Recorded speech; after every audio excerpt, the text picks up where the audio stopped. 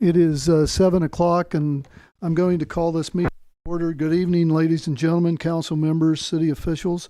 Welcome to the January 12, 2026 regular city council meeting. We are meeting at 26 South Paint Street, Chiillicothe, Ohio, and I would ask the clerk to call the roll. Thank you, President Shoemaker. Bennett. Present. Payne. Here. McCourt. Here. Barnes. Here.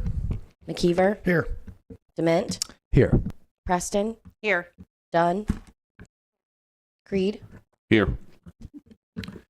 Would Mr. McKeever lead us in the Pledge of Allegiance?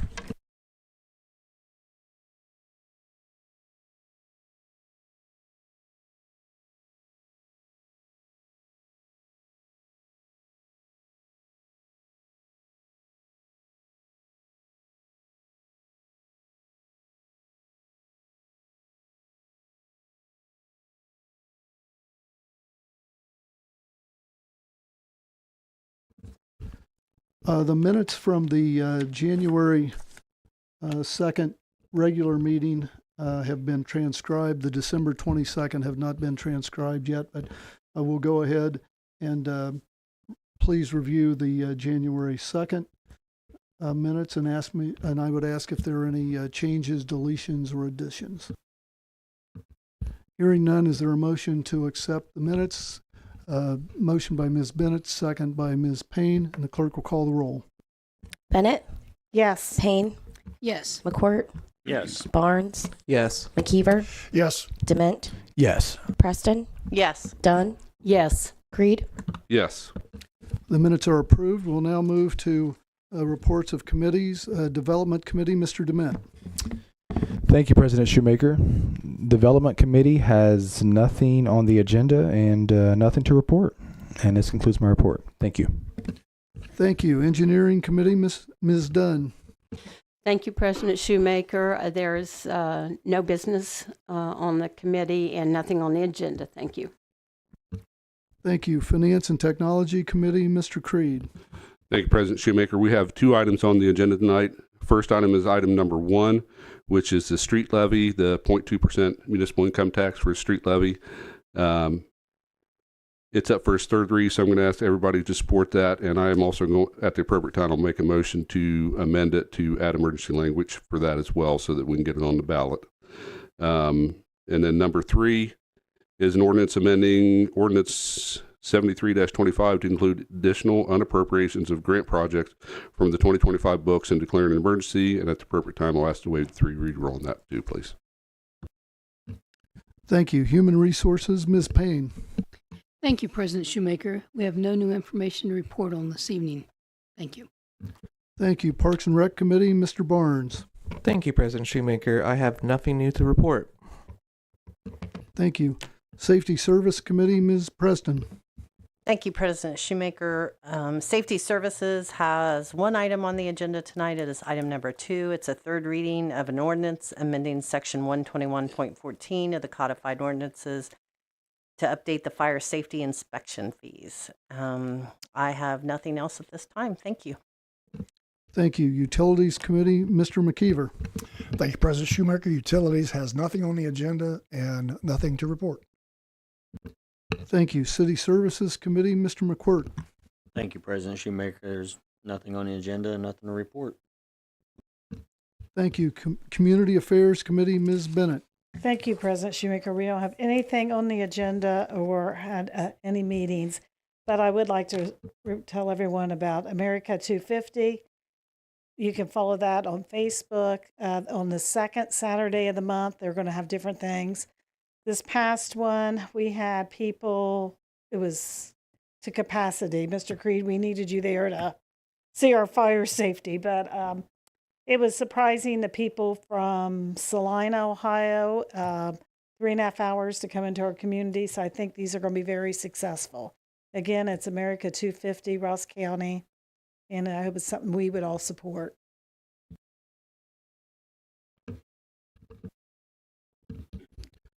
Thank you. I will now move to reports of officials. Mayor Feeney. President Shoemaker, just a couple quick things. Just want to start by thanking the auditor's office and everybody, the hard work that goes into ending the calendar year. It is, for many of us, a chaotic season thinking about Christmas shopping and that sort of thing. But the auditor's office has an extra layer of chaos trying to get the books closed. I think they're closing out the year, maybe today even, and launching things. So there's always a scramble at the beginning of the year to new purchase orders, get things launched back up. So I just want to sort of, some of these things that happen behind the scenes in the city are chaotic and hard, but just want to send some appreciation for those folks in that office who work extra hard over the holidays to get the year closed out. Couple updates related to ACGP. The biggest and probably most frustrating situation for our residents right now is the closure of Mulberry. That work is going well, but it is slow. Between holidays and weather, there have been, I don't want to call them delays because, we anticipate weather problems in the winter. But the good news is going well. I am sympathetic for the people who live on that stretch of road because it is probably a nightmare, literally, get in and out of their homes. People don't have access in the back, and we appreciate their patience and continue to work through our construction manager trying to find ways for better access and that sort of thing. But we're optimistic that project will continue to go at a good pace, but we definitely recognize the frustration that can cause. Other elements, one of the big elements will be the roundabout at the intersection of Mill and Yuctangi. Just for everybody, just a refresher for everybody, the project has to be done by October of this year. I almost said next year, but it's October of this year now. And we will come to I'll call it a pressure point of needing to get that roundabout construction underway and school traffic. And so I think if they had their way, the construction folks would start tomorrow, but obviously we don't want them disrupting traffic so much. And so that's the type of thing that we are pretty consistently navigating and working around, in addition to the actual construction itself. If you've seen the park, there's a very significant amount of work that's already happened. If you sort of stand at the Christie's parking lot and look down in, you can see where I think concrete footers have been poured for the pavilion.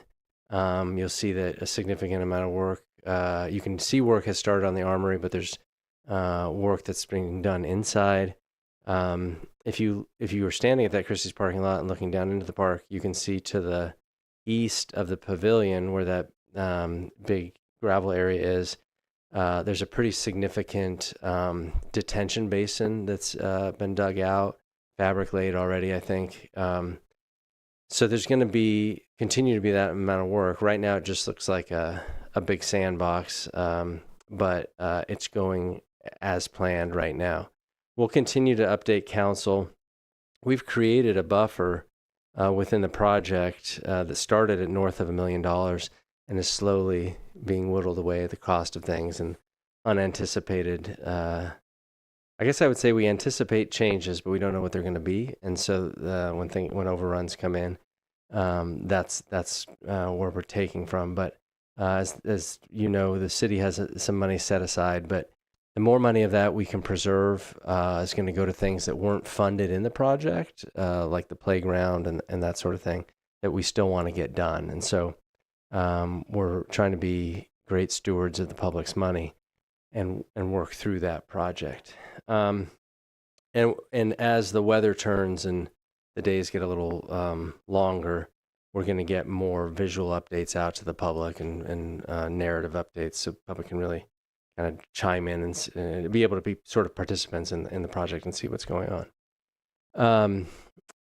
The last update I'll do is I don't often do land bank updates, but today we had our land bank meeting. And just as a reminder, about 8 or 9 years ago now, in conjunction with the county treasurer, county commissioners, and the city, we created the Ross County Land Reutilization Corporation, which we call the Land Bank.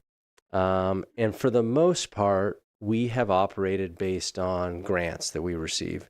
Most of the time, those grants have gone and have been utilized for demolishing abandoned and blighted properties. We started off working within the city limits and have expanded over time outside of the city limits. And based on the cooperation and the support of the commissioners, in addition to grant funding, the Land Bank now receives funding related to delinquent taxes. So what that means is the Land Bank is in essence hitting its stride because we have independent funding, which means we don't just ramp up when there's a grant and sort of collapse when there's not a grant. And we have also the support of the county prosecutor and county treasurer, who are really, for the first time since I've been in elected office, utilizing and pushing forward essentially tax foreclosures for people who haven't paid taxes, left their property behind. Those properties that often sat vacant, some tax foreclosures have been filed. We had a hearing in front of Judge Ader right at the end of last year to acquire one of those properties. Basically, what happens is the county can file a foreclosure if somebody hasn't paid their taxes and that amount gets high enough. If nobody bids on it 2 times at sheriff's sale, so it goes up for bid, nobody wants it, the law requires it to go up to bid a second time. If nobody wants it either one of those times, there's a process wherein certain entities, the Land Bank being one of them, can kind of raise their hand and say, well, we'll take it and do something with it. We raised our hand for one of those. Actually, for several of them, we've had one hearing, and it sounds like the judge will go forward with granting us that property. In those situations, some of the houses are in okay shape. We have no interest in just tearing everything down. In fact, the best case scenario is we repurpose the property. And so we're really grooving well with the prosecutor's office, the treasurer's office, commissioners, to make that land bank something that's a tool for the county. We've got a property in Roxabelle where I think we're demolishing 2 properties in Kingston this week. One was burned by fire and is a hazard. And so it's really becoming the tool that we hoped it could be. And I will continue to give updates. But one of the reasons I brought it up today is we are really eager as a land bank to hear from the public, identify properties that maybe could be torn down, or even, this might sound strange, but gifted to the land bank, or somebody has them, it's stuck in probate, or there's back taxes, or something, you don't have a solution. The land bank can really be a tool to get property back into good circulation in the community. And so I would encourage anybody, if you see a property like that, you got questions, you can sort of forward it on to us and be our eyes and ears, and we might be able to get it back into good circulation, especially with some dedicated funding now. So just a little update from that meeting today and our continuing work there. I'll wish everybody a happy new year and pass it over to the auditor's office. Well, we'll turn to Ms. Baker. Thank you, President Shoemaker. Thank you, Mayor Feeney. Thank you, Council, for your support in helping us pass the budget. And we do have 2 items on the agenda tonight. Your support on item 3 will help us close out 2025 and open 2026. So that will be amazing. And that's about all we have to report. The law director did ask me to briefly report that she provided council with their 2025 annual report. If anybody would like a copy or has any questions, please feel free to reach out to the law director's office. Their contact information is on chiillicotheoh.gov. Thank you so much. Thank you. The law director was here earlier, and she passed out the annual report to council, which essentially summarizes all the work that the law director's office did in 2025. And so everyone has a report. We can make this available for the public too, so that you can get a copy of that. I'll have the clerk make a copy and put it out there for everyone to get a copy of at the end of this particular meeting. I had thought she might be here, but apparently she had to leave. So we'll now move on to audience participation. Any person wishing to address the council must first provide his or her name and address. Comments shall be limited to 5 minutes, and I will give you a warning when there's 1 minute remaining. If there is no audience participation, we'll move on to old business. Is there any old business to come before council today?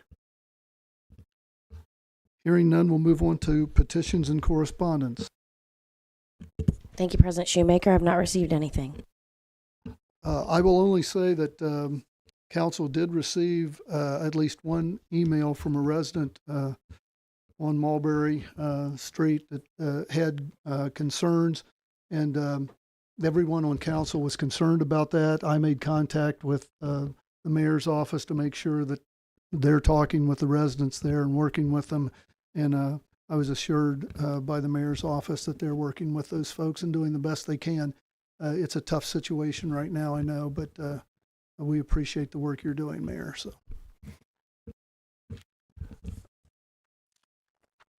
next, we'll move on to new business. Is there any new business to come before council?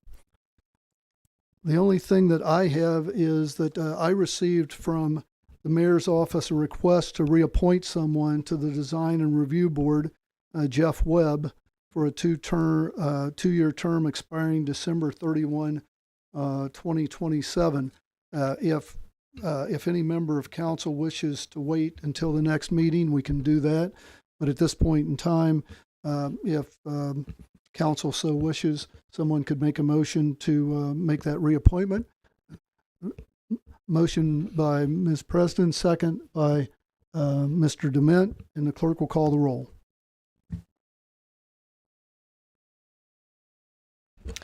Bennett, Yes. Payne, Yes. McQuirt, Yes. Barnes, Yes. McKeever, Yes. Dement, Yes. Preston, Yes. Dunn, Yes. Creed. Yes. Mr. Webb is reappointed, and we'll let him know.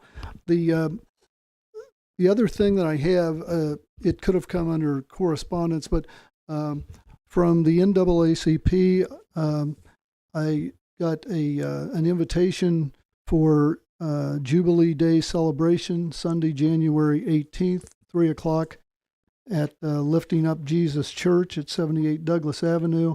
And they requested that I pass that on to council and to the public so everybody is aware of that. So I wanted to pass that information on to everyone. Next, we'll move to reading of ordinances and resolutions. Thank you, President Shoemaker. We have 3 items on our agenda this evening.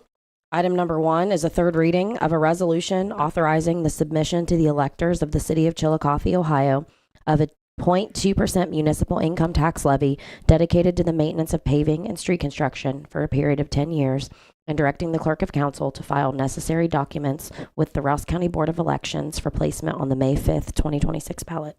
Mr. Creed. President Shoemaker, I'd like to make a motion to amend the legislation to add emergency language. Is there a second? Second, Ms. Dunn, and the clerk will call the roll. Bennett, Yes. Payne, Yes. McQuirt, Yes. Barnes, Yes. McKeever, Yes. Dement, Yes. Preston, Yes. Dunn, Yes. Creed. Yes. The ordinance is amended. The clerk will now call the roll relative to the resolution. Bennett, Yes. Payne, Yes. McQuirt, Yes. Barnes, Yes. McKeever, Yes. Dement, Yes. Preston, Yes. Dunn, Yes. Creed. Yes. The resolution is adopted. The next ordinance. Item number 2 is the third reading of an ordinance amending section 121.14 of the codified ordinances of the city of Chiillicothe to update fire safety inspection fees. Clerk will call the roll. Bennett, Yes. Payne, Yes. McCourt, Yes. Barnes, Yes. McKeever, Yes. Dement, Yes. Preston, Yes. Dunn, Yes. Creed. Yes. The ordinance is adopted. Next ordinance. Item number 3 is the first reading of an ordinance amending ordinance number 73-25 to include additional unappropriations of grant projects from the 2025 books and declaring an emergency. Mr. Creed, President Shoemaker, I'd like to make a motion to waive the 3-read rule on this, please. is there a second? Mr. McCourt, and the clerk will call the roll. Bennett, Yes. Payne, Yes. McCourt, Yes. Barnes, Yes. McKeever, Yes. Dement, Yes. Preston, Yes. Dunn, Yes. Creed. Yes.